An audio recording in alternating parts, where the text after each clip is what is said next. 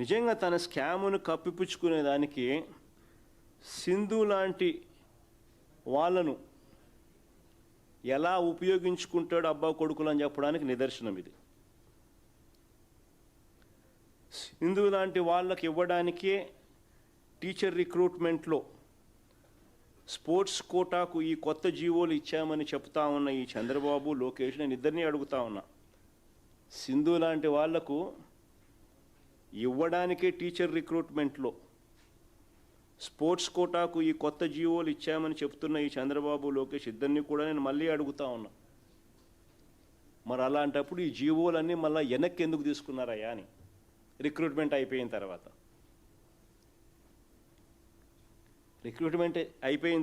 వెనక్కి ఎందుకు తీసుకున్నారని అడుగుతా ఉన్నా. వాస్తవాలు ఏమిటనంటే వీళ్ళ మనుషులకు టీచర్ ఉద్యోగాలు అమ్ముకోవడానికి స్పెషల్గా జీవో నెంబర్ 4, జీవో నెంబర్ 47 ఇచ్చి గేట్లు ఎత్తారు. స్పెషల్గా ఈ జీవోలు తీసుకొచ్చినారు.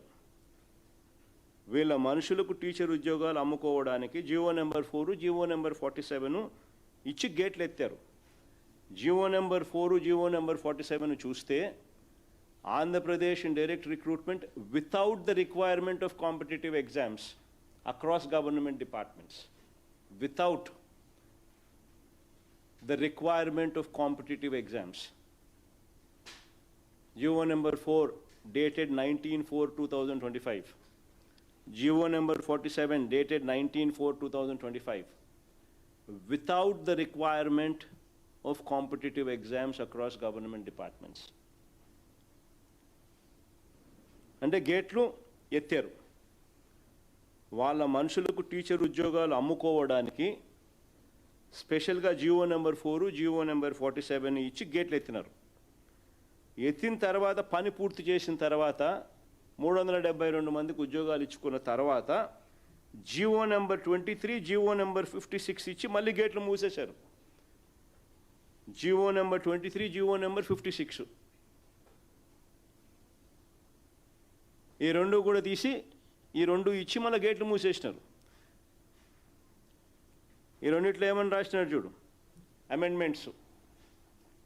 GO number 23 and GO number 56 దీంట్లో amendments. Sports persons who qualify in the prescribed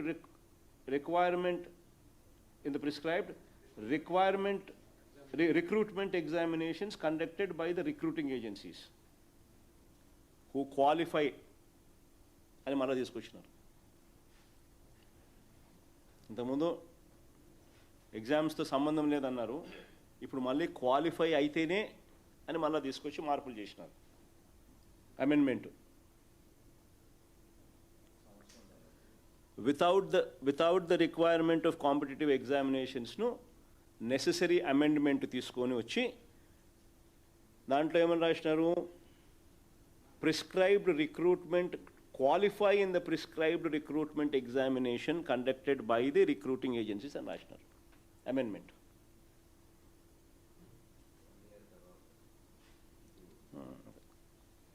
Confusion. అని మళ్ళీ గేట్లు మూసేసినారు. నేను అడుగుతా ఉన్నా, ఒకవైపు సింధు పేరు చెప్పి మరోవైపు వీళ్ళ అబద్ధాలు ఏ స్థాయిలో ఉన్నాయి అని అంటే ఇది వెరీ ఇంపార్టెంట్. అసలు వీళ్ళ అబద్ధాలు అనేది నిజంగా ఏ స్థాయిలో ఉన్నాయి అని అంటే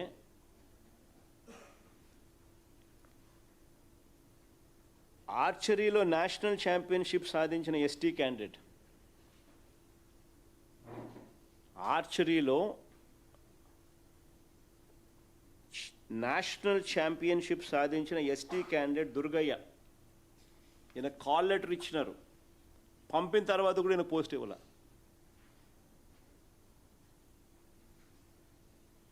గోల్డ్ మెడలిస్ట్.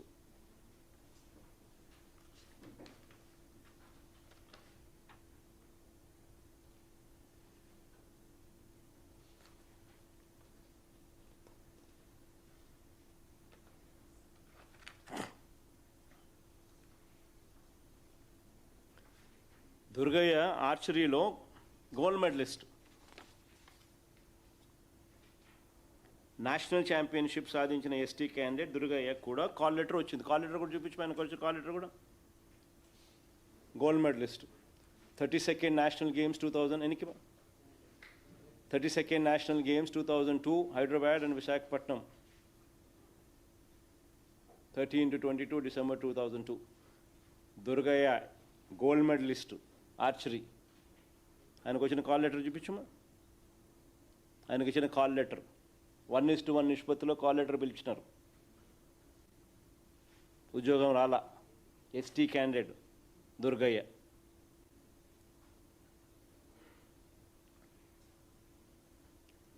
ఆశ్చర్యం ఏమిటో తెలుసా, ఇది నిజంగా అందరూ కూడా చాలా సీరియస్గా తీసుకోవాల్సిన అంశం ఏంటంటే, ఆశ్చర్యం ఏమిటో తెలుసా, ఆముదాల వలస ఎమ్మెల్యే కూన రవికుమార్ అధ్యక్షుడిగా ఉన్న సాఫ్ట్ బాల్ అసోసియేషన్ నుంచి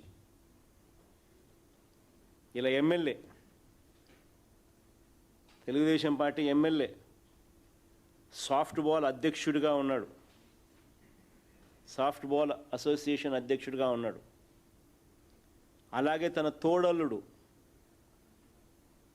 లోకేష్ సొంత తోడల్లుడు విశాఖపట్నం ఎంపీ భరత్ జూడో అసోసియేషన్కు ఇంకొక అధ్యక్షుడు. జూడో అసోసియేషన్కి ఇంకొక అధ్యక్షుడు.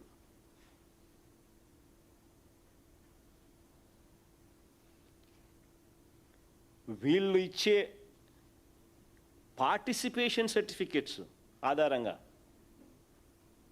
వీళ్ళు ఇచ్చే పార్టిసిపేషన్ సర్టిఫికెట్స్ ఆధారంగా, ఫర్గెట్ అబౌట్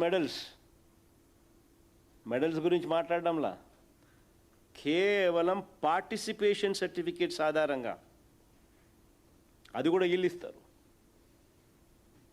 వీళ్ళే ధృవీకరిస్తారు, వీళ్ళే ఇష్యూ చేస్తారు. ఆ సర్టిఫికెట్ల ఆధారంగా చరిత్రలో ఎప్పుడూ జరగని విధంగా పరీక్షే రాయకుండా, చరిత్రలో ఎప్పుడు జరగని విధంగా పరీక్షే రాయకుండానే, ఇంతకుముందు స్పోర్ట్స్ కోటాస్ ఉండేటివి, కానీ ఖచ్చితంగా డిఎస్సి పాస్ కావాలి. డిఎస్సి క్వాలిఫై అయిన తర్వాతనే స్పోర్ట్స్ కోటా కానీ ఇంకోటి కానీ గతంలో అంతా ఫస్ట్ టైం చరిత్రలో ఎప్పుడూ జరగని విధంగా లోకేష్ అనే వ్యక్తి ఎడ్యుకేషన్ మినిస్టర్గా ఉంటూ పరీక్షే రాయకుండానే ఏకంగా స్పోర్ట్స్ కోటాలో ఈ రకంగా 372 పోస్టులు ఫిల్ చేశారు.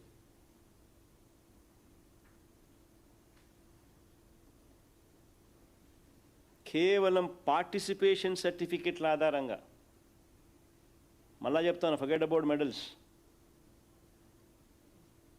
అది కూడా ఎక్కడ పార్టిసిపేషన్? Inter college. ఏ స్థాయి? ఇంటర్ కాలేజ్ స్థాయి.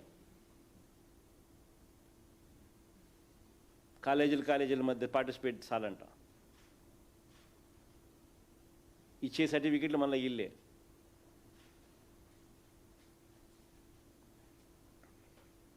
గతంలో ఏ స్పోర్ట్స్ కోటా అయినా ఖచ్చితంగా డిఎస్సి పరీక్ష పాస్ అయితేనే దాని తర్వాతే ఏదైనా కానీ ఉద్యోగం అంటే. ఇప్పుడు చంద్రబాబు లోకేష్ పరిపాలనలో మాత్రమే ఏ ఎగ్జాము లేకుండానే కేవలం పార్టిసిపేషన్ సర్టిఫికేట్ అని వీరిచ్చే సర్టిఫికెట్ల ఆధారంగానే ఉద్యోగాలు ఇస్తూ ఉన్నారు. ఇంకా ఆశ్చర్యం ఏమిటో తెలుసా, ఈ 372 ఉద్యోగాలు ఇచ్చేసిన తర్వాత పని అయిపోయిన తర్వాత మళ్ళీ గవర్నమెంటే ఈ జీవోలను రద్దు చేసింది. పని అయిపోయిన తర్వాత 372 మందిని రిక్రూట్ చేసిన తర్వాత ఇదే గవర్నమెంటే మళ్ళీ ఈ జీవోలను రద్దు చేసింది.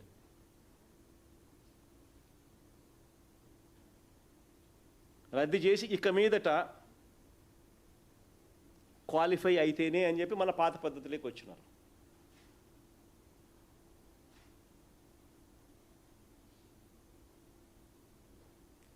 నిజంగా ఈ మాదిరిగా జీవో నెంబర్ 447 ఎందుకు ఇచ్చినారు?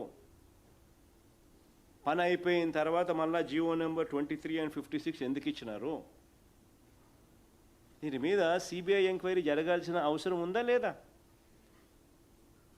ఏకంగా జీవోలు ఇచ్చే స్థాయిలోకి స్కామ్ పోయింది అని అంటే ఏకంగా పైనుంచి కింది దాకా అందరు ఉన్నట్టా లేరా? జీవోలు ఇచ్చే స్థాయిలోకి స్కామ్ పోయింది అని అంటే నిజంగా పైన ఎడ్యుకేషన్ మినిస్టర్ నుంచి కింద దాకా అందరు ఉన్నట్టా లేదా? మంత్రి సంతకం లేని జీవో ఇవ్వగలుగుతారా మంత్రి ఆమోదం లేకుండానే? ఇవ్వడము రద్దు చేయడాను పని అయిపోయి చేసినాక